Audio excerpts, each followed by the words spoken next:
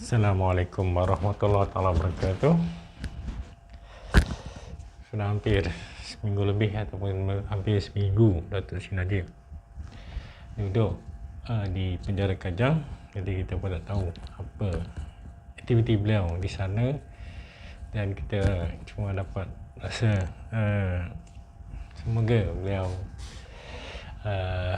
dapat menyelesaikan diri buat sementara ini di atas pengorbanan yang terpaksa dia terima daripada kes yang berlaku yang hingga menyebabkan dia pasti penjarakan selama 12 tahun. Lama weh. Okay lah, daripada situasi Najib ni, apa yang saya boleh rumuskan, saya dapat 3 perkara yang saya boleh simpulkan sebab-sebab kejatuhan ataupun sebab-sebab Datuk Sri Najib akhirnya tewas dalam political war ni.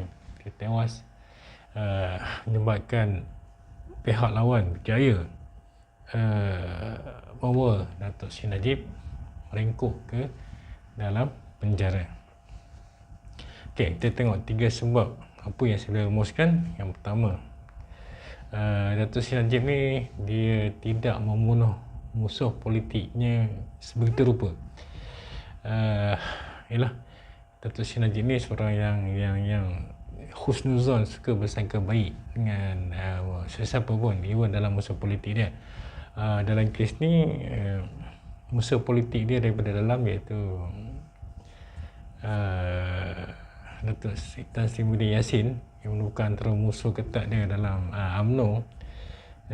Dia tidak mematikan watak Muhyiddin ni, sebab mungkin hingga dia dengan cara dia membiarkan dia buang Muhyiddin Yassin daripada kabinet, dan dibiarkan macam tu saja, yang menyebabkan Muhyiddin Yassin ni berjaya membentuk gabungan, membentuk pakatan untuk menentang Datuk Sri Najib ketika dia memerintah Malaysia Februari. Jadi maksudnya dia tidak membunuh musuh politiknya seperti mana musuh politiknya bunuh dia hari ini. Itulah antara sebab utama yang menyebabkan Datuk Sri Najib tewas dalam game ni, dan kesannya beliau terpaksa duduk di dalam penjara. Maksudnya Datuk Sri Najib tidak menggunakan kuasanya ketika dia berkuasa untuk membunuh karier politik musuh-musuhnya, tapi membiarkan musuh-musuh politiknya membina camp, membina base yang besar sehingga menjatuhkan dia dan membunuh karier politik Datuk Sri Najib. Sadis, maksudnya mungkin penasihat Datuk Sri Najib tidak memainkan peranan, ataupun penasihat ni merupakan antara yang cuba untuk menyatukan Datuk Sri Najib ketika dia mentadun. Kita tak tahu. Itu yang pertama. Yang keduanya, ini pun semua orang dah tahu kan. Yang kedua ni kan, saya pun nak cakap pun semua salah, tapi itulah hakikatnya. Datuk Sri Najib banyak membiarkan orang rumahnya mencampuri urusan kerajaan. Itulah, pihak pembangkang ni telah berjaya mencorakkan satu kes ni mestinya dia tak boleh attack Datuk Sri Najib, dia akan attack orang rumah dia. So dengan keadaan yang macam tu, Datuk Sri Najib tidak mengawal dengan ketat pergerakan isterinya, sehingga menyebabkan pembangkang mewawarkan bahawa bini atau isteri dia tu banyak mengganggu urusan kerajaan, sehingga menyebabkan banyak polisi-polisi kerajaan pasti diubah-ubah sesuai untuk memuaskan orang-orang hak yang terdekat dengan Datuk Sri Najib. Jadi kat situ dah, maksudnya bila pembangkang berjaya memainkan isu isteri dia, Datuk Sri Najib tidak berbuat apa-apa, hanya membiarkan isteri itu dipermainkan seenak-enaknya, yang dia berjaya memportraykan isteri itu ibarat queen control, yang menjadikan satu Malaysia telah mempercayai cerita pembangkang tu. Dan kira itulah maksudnya dalam pesan yang kedua ni Datuk Seri Najib gagal untuk mengawal persepsi terhadap isterinya yang menyebabkan beliau majoriti rakyat Malaysia berjaya dimomokkan oleh pihak pembangkang untuk membenci batang tubuh kedua orang, itu isteri dan Datuk Seri Najib. Itulah benda yang sayang kan. Kerana apa? Datuk Seri Najib membiarkan persepsi itu dipermainkan sebegitu rupa sehingga menjatuhkan dia dan orang bunuh karier politik dia sampai ke tahap ini.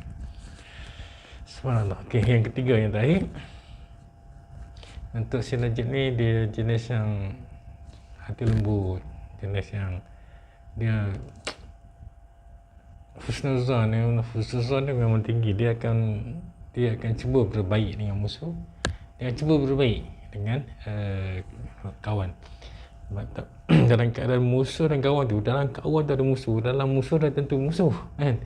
Jadi itu maksudnya dalam keadaan yang macam tu, orang semua mengambil kesempatan dengan situasi khususan Datuk Seri Najib ni. Mereka membuat perkataan, mereka membuat gerakan-gerakan yang Datuk Seri Najib mungkin tak ada nak baca, tapi itulah keadaannya. Kita tengok dalam kes yang beliau yang diceritakan di mahkamah, maksudnya banyak ataupun kawan-kawan ataupun semua ahli-ahli korporat yang dia percaya tu cuba bermain dengan cerita yang kita pun tak tahu benar atau tidak. Tapi kalau ada cerita, kalau kata orang tu masuk akaun dia, orang ni masuk akaun dia, orang ni bermain, orang ni scam apa benda. Jadi kat situ benda yang teknikal ni, benda yang teknikal macam tu memang susah kita nak nafikan. Kerana apa? Kawan-kawan ni semua ni, bayangkan banyak ada kesemuan NDB ni, bukan ramai yang terlibat, tapi yang didakwanya seorang. Jadi kes maksudnya orang yang masa ketika Najib berkuasa tu, kawan-kawan ni, bekas-bekas kawan semua yang rapat dengan dia ketika dia berkuasa, mempermainkan sehingga sehingga dia keputusan sampai Datuk Seri Najib tak boleh buat apa. Kerana apa? Dia telah dipermainkan oleh kawan-kawannya untuk menjadikan suasana tu jadi menyenangkan pihak-pihak pembangkang untuk memanipulasi ceritanya. Kerana apa? Semua fakta-fakta tu sudah ada jelas dan sudah terakam dalam bentuk yang boleh di-trace, boleh di-track tu semua. Jadi akhirnya Datuk Seri Najib tewas dalam game yang sebegini. Itulah 3 rumusan yang saya buat bagaimana Datuk Seri Najib akhirnya terpaksa merengkuk di dalam penjara. Sebabkan 3 perkara itu yang akhirnya Najib tewas dalam political war di tanah air kita ini, dan musuh-musuhnya kini sedang membina kekuatan untuk terus membenam Datuk Seri Najib ke dalam penjara sehingga ke akhir isinya. Itulah harapan musuh-musuh yang kini. Supaya kerana apa? Kerana kalau Datuk Seri Najib berada di luar, kekuatan mereka mungkin akan menjadi tergugat. Dengan cara tu kita jilkan Datuk Seri Najib, dan kita hari ni kita dengar tak ada lagi mereka sebut nama Najib, tak ada dah. Yang sebut Najib sekarang UMNO pula. UMNO kita Najib, ingat kesan Najib kan. Tapi pembangkang dah tak sebut dah. Sebab apa? Mereka nak masukkan Datuk Seri Najib ke dalam penjara. Sadis. Dan itulah game politik Malaysia. Siapa yang berkuasa, dia akan pastikan dia akan gunakan kuasa untuk kepentingan sendiri dan juga kumpulan mereka. Jumpa lagi episode selanjutnya. Assalamualaikum warahmatullahi wabarakatuh.